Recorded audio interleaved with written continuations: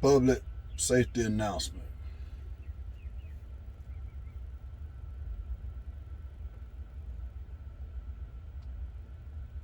I took yesterday to kind of just relax at the beach, me and my beautiful wife, and kind of just to reflect on what I saw on Saturday, all day Saturday. And Saturday was a weird vibe for some reason. Saturday, you always had this one weekend in college football that you just can't explain things. You see it, you can break down the tape and say this player didn't do this, or this coach didn't do this, or this coach got our coach, or the fans had a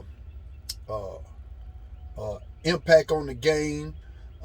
You can say the referees had an impact on the game. You can say kids getting thrown out with all these targeting calls that, to me, in my eyes, with this targeting, they college football has got to adjust to this targeting foul. It's got to be, they got to go to the model like the NBA, flagrant 1 and flagrant 2. So some of the targeting calls of throwing kids out the ball game is getting way out of hand. I mean, it don't, like, I don't even know how kids supposed to even tackle no more. I'm gonna be honest with you, but that, I'm not gonna get on that soap opera right there. But I'm just saying, but y'all know where I'm going at with this targeting. But it happened all day Saturday. But the obvious, let me tell y'all this. The obvious ain't the obvious what you see. You always had that one weekend in college football, you just can't explain it. You just can't. You can break down tape all you want, but you just can't explain it. All right? Ain't nobody in their right damn mind. Nobody. Not the media, not Jimbo Fisher, not they fans, not Alabama, not Nick Saban. Nobody could have predicted that Texas A&M will play and their coach's coach like the year that Steven Garcia was a quarterback for South Carolina when they beat Alabama in South Carolina. Nobody saw that coming. And nobody saw this coming. Where you had a quarterback, Garzada, play like he's the next damn Doug Flutie or somebody. Nobody saw that. Not me, not you, nobody. And if Alabama played this game over again, they will beat the hell out of Texas A&M. Let me tell you, the obvious ain't the obvious. You can listen to everybody take all you want. You're going to have Alabama fans. They going to break it down. They critical of this or critical of that. We need to do this. We need to do that. You got Alabama fans ready to jump off the bridge. Oh, we ain't going to make the playoff. We ain't going to win the championship. You got fans, you got haters, period, that was the best thing ever could have happened on Saturday is Alabama losing. And that's for the haters. But this is coming from a die-hard Alabama fan, myself. Losing this weekend might help this young team out. Losing this weekend might propel this young team to the playoff and hopefully win another national title. Losing this weekend might make Nick Saban decide whether he want to keep Pete Golden going forward. Losing this weekend wasn't all just that bad for the Alabama fans and the Alabama coaches and the Alabama players.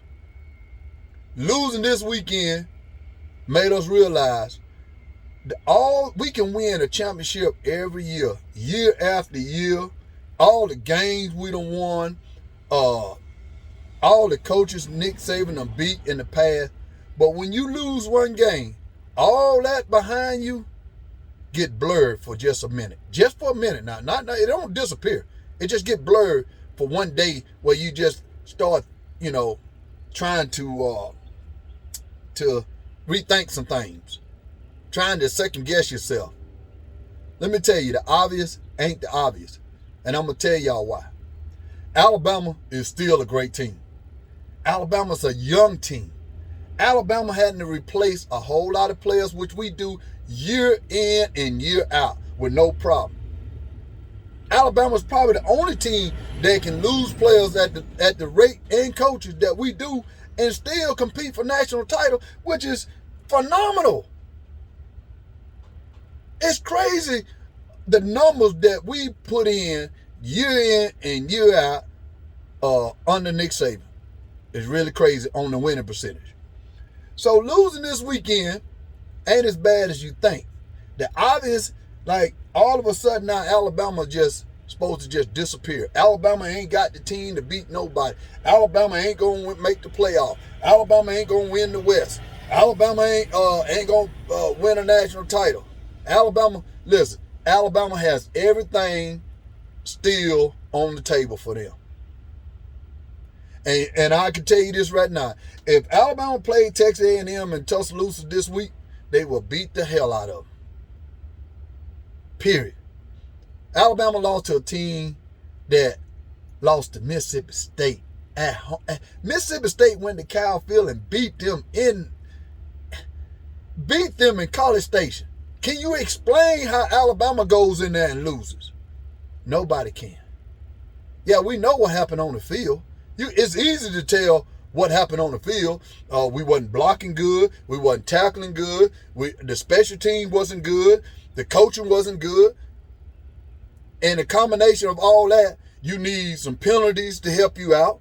Then on top of that, Texas A&M played out of their freaking fucking mind. The quarterback played like he never, like the quarter. I bet Texas A&M is telling themselves right now, where the hell this guy been? Where the hell this team been?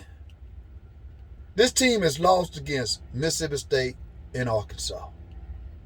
The obvious ain't the obvious. The obvious is Alabama's still a good team. And the obvious is Texas A&M is still Texas A&M. Texas A&M will probably lose another 2 games this season. I promise you they're going to lose again. They definitely going to lose again. Because Texas A&M had the perfect storm and the perfect recipe to beat Alabama. You need Alabama to help you. They did. 2, you need your quarterback to play like he never played before, and you can explain why in the hell he's playing like this, because he's got no NFL future written in his damn ass. None. But he played like an NFL player Saturday night. And 3, you got to have some help out of the referees to get you over the hump. And all 3 of them things, and I can add 4 coaching. That's part of it. Say 4. All right, we'll add coaching. You can add that perfect storm.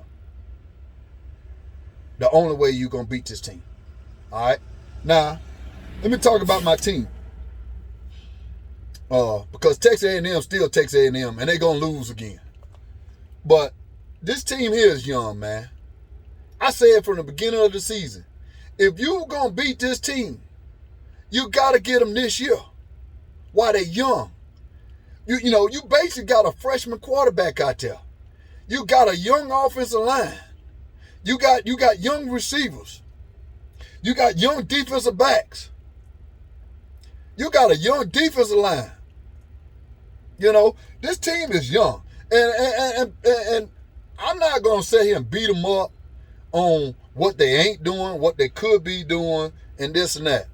We all know what they could be doing. And nobody saw this loss coming. Nobody saw Alabama playing this way.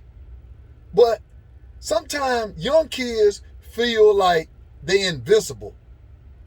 With young talent like that, the year before they didn't have a spring training. Then they come into this year, they have a spring training, they still learning some things.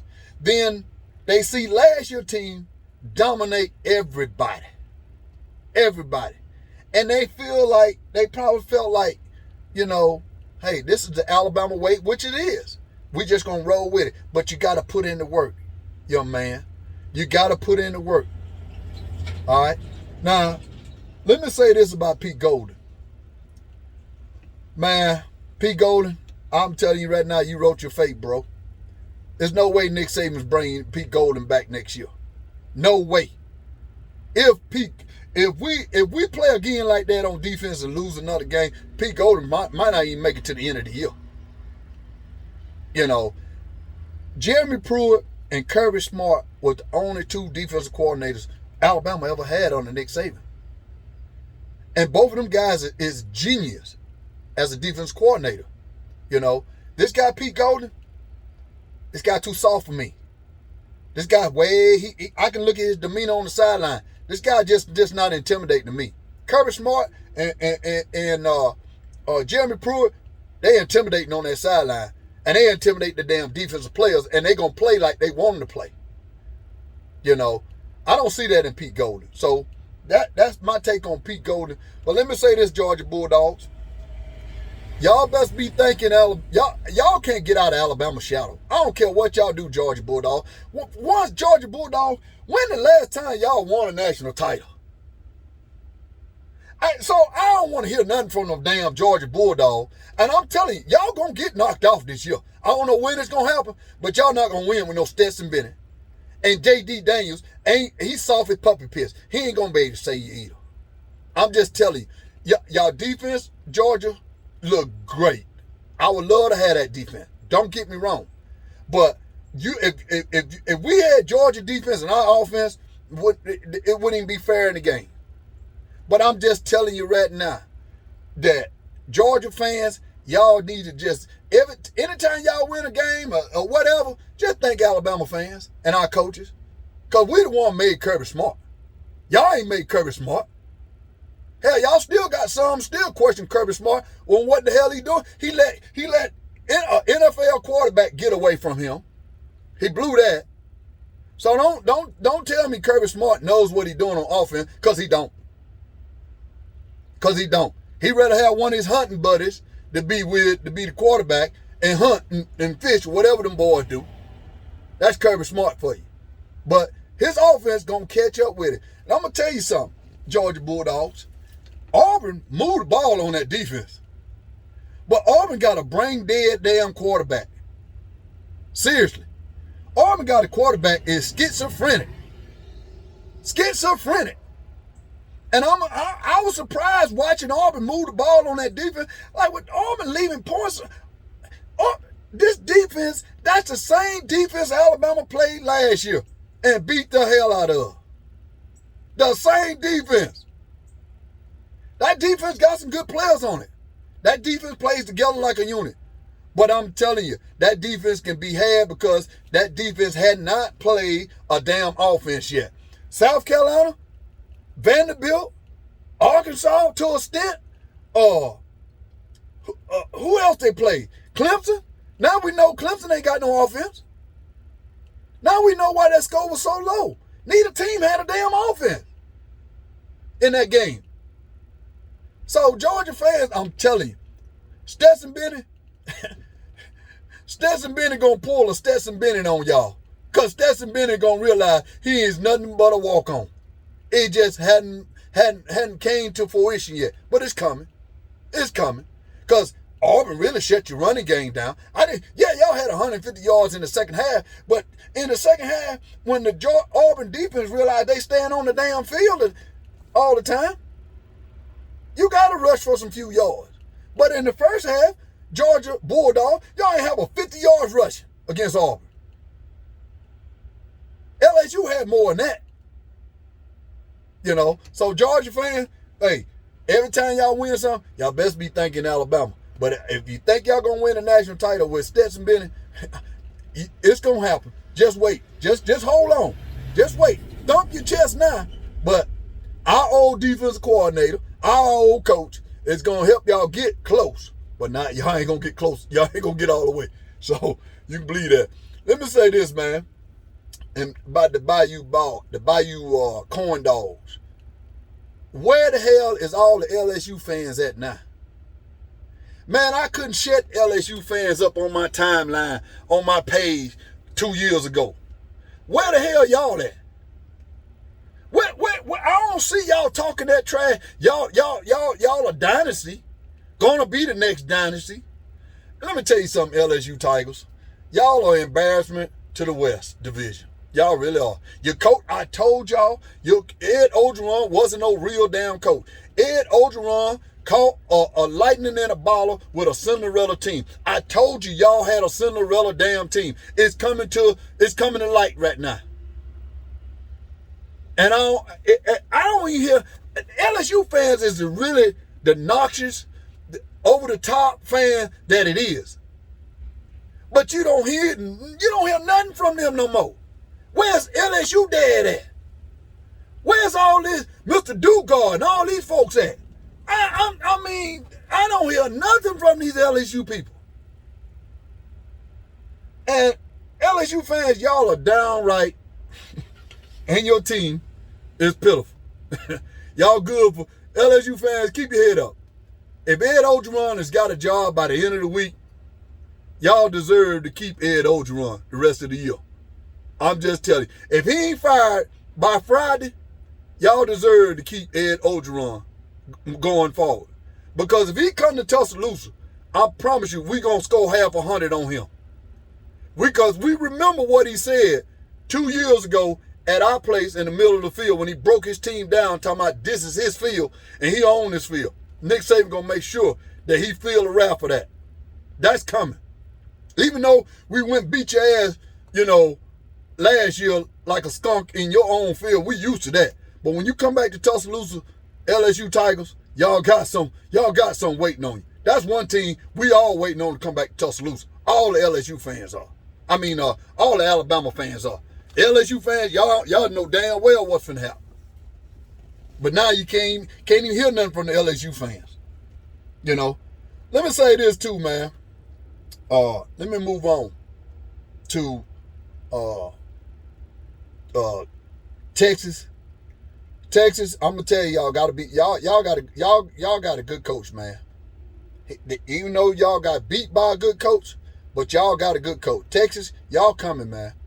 Not right, y'all ain't there yet, but by the time y'all get to the SEC, y'all gonna have a good team. I'm telling you what I see. I'm telling you, Texas Longhorn will be back when they get in the SEC. The problem that Texas Longhorn gonna have, they gonna have to deal with Alabama. All right, so that's one of the problems they're gonna have. And the other school, Texas A&M, Texas A&M is a fraud. I'm just telling you, Texas A&M, when Texas come to the SEC, watch how Texas A&M go back to being a whooping boy. Texas A&M always been a whooping boy to Texas. Watch what I tell you. Texas A&M and that $100 million, that $1 billion coach y'all got, Jimbo Fisher, is a fraud. A fraud. I'm just going to tell you straight up. Watch what I tell you. Texas A&M going to be the next Florida State. Watch that. That's coming. So, but I want to say that, Lincoln Riley, hey, man, you pull the strings on putting that William kid in the quarterback, that's a great call. That saved your whole season with that true freshman.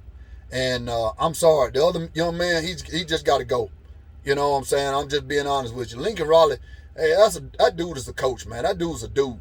But I don't think he's going to come to the SEC. I think Lincoln Riley going to end up taking an NFL job because he don't want that pressure.